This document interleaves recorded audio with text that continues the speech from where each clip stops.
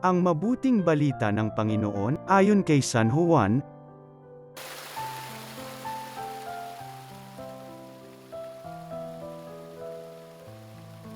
Noong panahong iyon, marami sa mga nakarinig kay Jesus ang nagsabi, tunay ngang ito ang propetang hinihintay natin.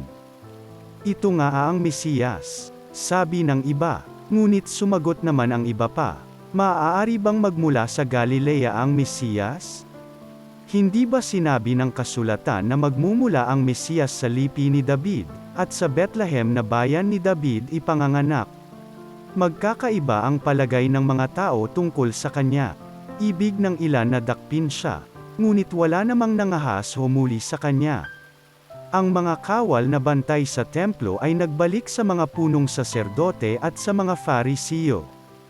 Bakit hindi ninyo siya dinala rito? Tanong nila sa mga bantay. Sumagot sila, wala pa pong nagsalita ng gaya niya. Kayo man ba'y nalinlang din?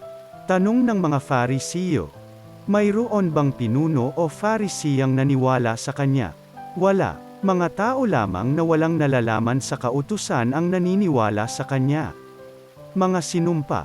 Isa sa mga naroon ay si Nicodemo, na nagsad-iya kay Jesus noong una. Tinanong niya sila, labag sa ating kautusan na hatulan ang isang tao nang di muna nililitis at inaalam kung ano ang kanyang ginawa, hindi ba? Sumagot sila, ikaw ba'y taga-Galilea rin? Magsaliksik at makikita mo na walang propetang magmumula sa Galilea.